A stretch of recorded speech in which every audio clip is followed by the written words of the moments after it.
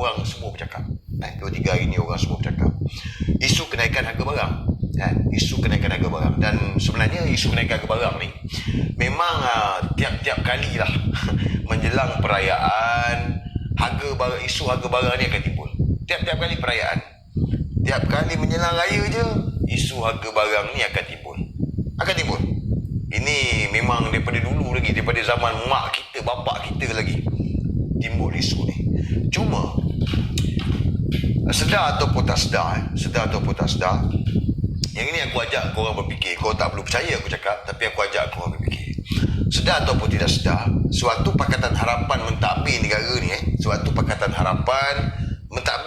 ni, 2018, 2019 paling ketara.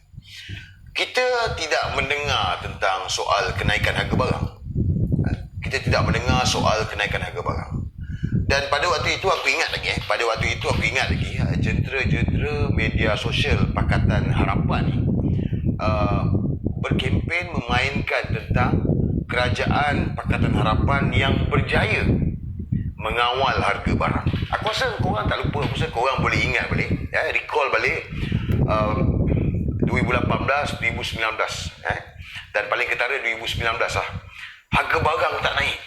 Dan jentera-jentera media Pakatan Harapan, termasuk pada waktu itu dengan Awani, TV3, RTM masa tu, Bernama, bercakap tentang berjayanya Pakatan Harapan ini mengawal harga barang. Dan pada waktu itu Saifuddin Nasution, orang kuat Anwar Ibrahim, merupakan Menteri KPDNKK. Dan Saifuddin tampil dalam banyak bual bicara, bercakap tentang kejayaan kerajaan Pakatan Harapan yang berjaya mengawal harga barang, sehingga harga barang tak naik, tidak menjejaskan rakyat, tidak memberikan kesan kepada rakyat. So, kalau kita tengok, memang betul lah, bagaimana kerajaan Pakatan Harapan ni berjaya mengawal harga barang. Harga barang tak naik. Tetapi hari ini 2020, kerajaan baru terbentuk, Kerajaan Perikatan Nasional yang kita bagi nama hari ini. Harga barang naik kembali. Harga barang melambung. Kenapa? Sedangkan kalau kita tengok dalam keadaan hari ini, harga minyak ni turun bawah RM1.50. Pada waktu lalu harga minyak tak turun, tapi hari ini harga minyak turun, barang tak turun. Dan hari ini bila menjelang perayaan, harga barang melambung. Apa sebab? Yang ini saya cakap ni tak biasa. Saya selalu cakap, jangan percaya saya cakap. Aku ajak korang berfikir, aku nak korang berfikir secara logik akal. Kau berfikir dengan baik, buang kepartian ke apa, kau buang. Sebagai ini cerita pasal harga barang. Ini bukan cerita pasal orang ni UMNO dia kena sokong, orang ni PKR dia kena bantah. Bukan. Ini soal harga barang. Bermakna semua orang, parti politik apa sekalipun, ini soal harga barang. Semua memberi kesan kepada hidup masing-masing, keluarga dan seluruh harga barang. Kenapa? Hari ini 2019 harga barang tak naik. Pakatan Harapan kata dia berjaya menurunkan harga barang, mengawal harga barang. Hari ini harga barang naik melambung, sedangkan harga minyak turun. Ada orang kata ini berkaitan dengan supply and demand. Habis tahun lepas raya, orang tak demand ke? Orang tak makan ayam ke raya tahun lepas? Orang tak makan ayam ke tahun lepas?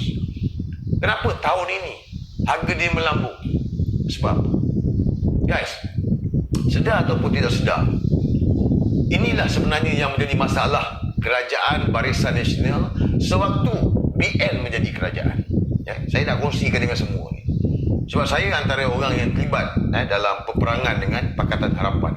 Orang yang terlibat menjelaskan kepada rakyat isu-isu yang berkaitan dengan politik sebelum pilihan raya lagi.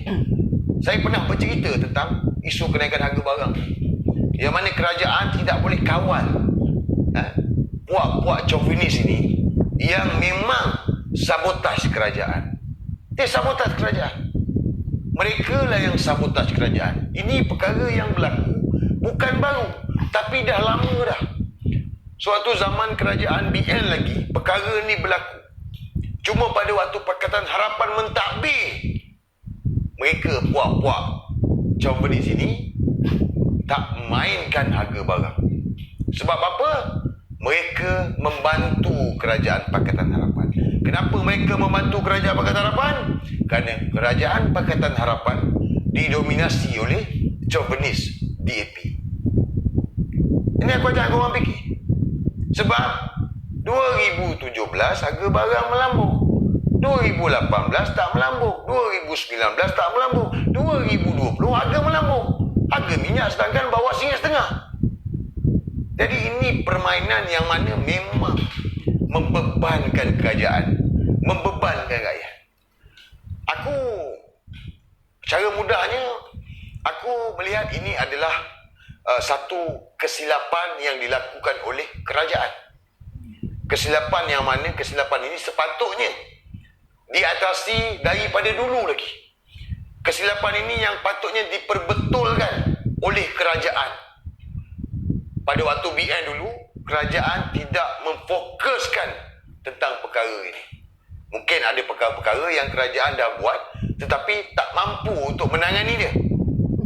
Antara contoh, apa yang BN buat dulu waktu Najib? Subsidi minyak masak ditarik. Siapa ingat? Subsidi minyak masak ditarik. Orang marah dengan kerajaan Najib masa itu. Aku explain benda ni. Tetapi kerajaan BN waktu itu mengekalkan subsidi minyak paket. Tetapi subsidi yang lain kerajaan tarik. Hanya subsidi minyak paket dikekalkan. Kenapa kerajaan BN dulu buat sedemikian? Sebab nak mengelakkan puak-puak chauvinis ini yang beli harga minyak dengan harga subsidi dan kemudiannya membuat keuntungan yang berlipat kali ganda melalui perniagaan dia. Jadi kerajaan BN nak sekat benda ni, tarik subsidi minyak masak ni, hanya berikan subsidi pada minyak paket. Sebab yang beli minyak paket ni orang yang susah. Kebiasaannya orang yang majoriti B40 beli minyak paket. So kerajaan BN dah buat. Begitu juga aku ingat dulu, suatu Tan Sri Omar, Menteri Pertanian, aku ingat dulu. Aku pergi parlimen, dia panggil aku. Dia panggil, bukan dia panggil, kebetulan jumpa di parlimen. Masa tu pun aku pun baru acah-acah pakai blazer kan, baru nak kenal dengan pemimpin kan. Tapi masa tu nama aku dah strong lah, orang dah kenal sama aku. So Tan Sri Omar dengan Datuk Seri Ismail Sabri, aku ingat lagi, dua menteri ni duduk dan aku ada kebetulan. So aku tanya, apa benda ni? Dia tunjukkan aku gambar bot nelayan laut dalam yang berada di perairan sempadan negara sedang menjual minyak petrol kepada kapal nelayan Vietnam. Gambar ni diambil daripada atas. Dan aku tengok gambar tu. So cerita dia, apa yang berlaku selepas itu, kerajaan BN mengumumkan kerajaan BN mengumumkan menarik balik subsidi minyak nelayan laut dalam. Oh, berdemo. Toke-toke nelayan laut dalam ni, korang tahu siapa lah, toke-toke dia kan, berdemo, marah. Termasuklah MCA, DAP, semua sama. Mereka fight, marah. Kerajaan menarik subsidi minyak nelayan laut dalam. Tapi kerajaan waktu itu, dia mengekalkan subsidi nelayan pesisir pantai. Kenapa guys? Tetapi waktu itu orang, kita nak cerita sepenuh pun, orang pun bukannya faham sangat kan. Tapi ini cerita dia. Sebab bila kerajaan bagi subsidi, mereka ambil harga subsidi dan mereka jual kepada negara luar. Ini yang berlaku. Jadi kerajaan tarik subsidi minyak nelayan laut dalam, hanya kekalkan nelayan pesisir pantai. Siapa nelayan pesisir pantai ni? Siapa nelayan pesisir pantai? Korang recall balik, korang ingat balik. Jadi begitulah juga dengan keadaan hari ini. Yang mana sebenarnya hari ini kita telah disabotaj oleh puak-puak chauvinis ini. Dan ini kita kena akui bahawa kesilapan kita sendiri, kesilapan kerajaan, baik kerajaan BN dulu hinggalah kerajaan hari ini. Cuma waktu Pakatan Harapan mentadbir saja, mereka kompromi lah. Geng sama geng. Dah geng sama dia orang. Sebab kenapa mereka boleh kawal harga barang sewaktu Pakatan Harapan mentadbir? Sebab mereka nak tunjukkan kepada rakyat bahawa Pakatan Harapan ini berjaya mengurunkan harga barang. Pakatan Harapan ini cekap mentadbir. Sebab matlamat mereka belum sampai.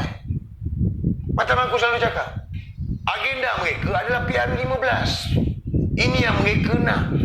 Jadi mereka nak tunjukkan kepada rakyat bahawa mereka ni cekap mentadbir.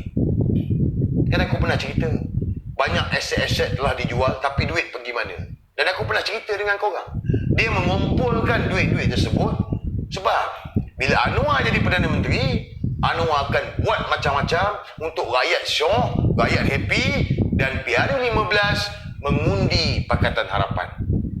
Habis, hilang, gone everything, hilang segala-galanya. Jadi itu sebab aku minta dengan korang semua, aku merayulah dengan korang semua.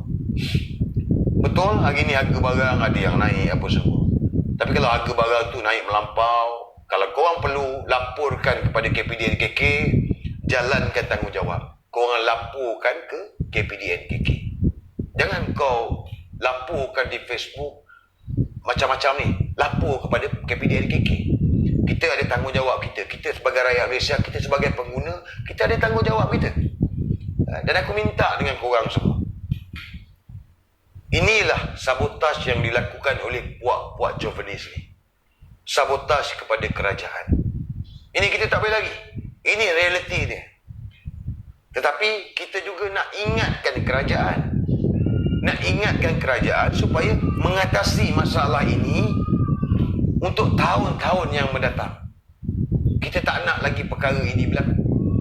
Jadi dengan cara macam mana? Aku ni bukan pakar ekonomi Tetapi apa yang aku nampak adalah kerajaan kena memastikan sumber bekalan untuk rakyat ni mestilah tidak tertumpu kepada satu puak kapitalis saja. Satu puak ini saja. Mereka tidak boleh mengawal segala-galanya. Ini perlu dipecah-pecahkan. Perniagaan ini, empayar ini perlu dipecah-pecahkan. Kerajaan kena membantu usahawan Bumi Putra yang mampu untuk menyaingi mereka ni. Ini aku nampak. Kan? Dan perkara ni pun kita kena cakap tu sekarang. Kerajaan tak boleh ambil mereka yang sebab dikenal kawan, bagi dia bantuan untuk dia buat. Tak boleh. Kerajaan kena kenal pasti mereka yang dah terlibat dalam bidang-bidang ini, Bumi Putra yang dah terlibat dalam bidang-bidang ini, dan bantu mereka untuk memastikan mereka mampu menyaingi puak-puak chauvinis yang dengan sesuka hati menaikkan harga barang. Ayam, telur, lembu, sayur, apa lagi? Bukan aku cakap sebab aku jual lembu aku nak minta kerajaan tolong, tak. Mana ada orang lain lagi yang boleh supply. Begitu juga dengan harga daging. Aku tengok daging naik apa semua. Sebab apa? Sedangkan kita ni, takkanlah lembu tak ada. Tapi banyaknya daging lembu import. Sebab kesilapan kerajaan tu sendiri. Jadi aku harap perkara ni dapat diatasi lah. Nak tak nak, kita tidak boleh bergantung lagi kepada puak chauvinis ini sepenuhnya. Tak boleh guys. Kita tak boleh bergantung sepenuhnya kepada mereka. Sebab bila kita bergantung sepenuhnya kepada mereka, maka inilah yang berlaku. Yang mana akhirnya kita sendiri yang mendapat kesan dan terpias. Mungkin orang yang ada duit tak kisah. Mungkin T20 tak kisah. Mungkin separuh daripada M40 tak kisah. Tapi pada B40 ni, ini satu kesan yang besar untuk ekonomi mereka. Jadi kerajaan kena ingat, bukan nak kayakan B40, bukan nak kayakan separuh daripada M40 tu, bukan. Tetapi kita nak memastikan bekalan ini cukup, bekalan makan ini cukup, harga barang makanan ini tidak melambung dan terkawal. Dan aku yakin kalau ada strategi yang baik yang digerakkan oleh semua kementerian yang ada dengan melibatkan usahawan-usahawan yang berpotensi, yang betul-betul jujur, bukan sebab nak sapu duit, aku yakin insya-Allah berjaya. Aku yakin. Jadi inilah perkongsian aku malam ni. Kalau ada yang tak setuju, aku tak boleh buat apalah. Tapi ini aku bercakap daripada hati aku, daripada pengalaman aku yang dah terlibat lama dalam politik ni, boleh kata lama lah 2007, yang memang terlibat dalam banyak benda-benda underground, yang benda yang orang tak tahu keluar TV macam ini, tetapi di sebaliknya aku tahu. Jadi inilah perkongsian-perkongsian yang aku kongsikan dengan korang semua. Dan aku harap jangan korang melompat marahkan kerajaan dengan kenaikan harga barang hari ni. Aku minta korang berfikir secara rasional. Kita berfikir secara rasional. Tetapi dalam masa yang sama, kita minta kerajaan untuk mengatasi perkara ini di kemudian hari. Cukup sudah. Cukup sudah. Kita dah melihat apa yang berlaku 22 bulan waktu Pakatan Harapan mentadbir negara. Kita dah lihat bagaimana rakusnya DAP ni. Kita dah lihat permainan mereka apabila mereka ni berkuasa. Jadi takkan kita nak harap kepada mereka ni. Kerana hari ni kita dah tekad. Aku dah tekad, korang semua dah tekad. Kalau bukan kita, siapa lagi? Kalau bukan sekarang, bila lagi? Kita semua dah tekad. PRU 15, 16, 17, selama-lamanya kita takkan undi buat chauvinis DAP ni, dan mana-mana yang bersekutu dengan DAP ni. Kita dah tekad. Kita dah fikir dah. Kita dah nampak dah. Next, memang kita akan bentuk kerajaan. Selagi orang Melayu tak berpecah, Bumi Putera tak berpecah, kita akan firm government. Kita akan bentuk kerajaan. Biar majoriti simple sekalipun, kita akan bentuk kerajaan.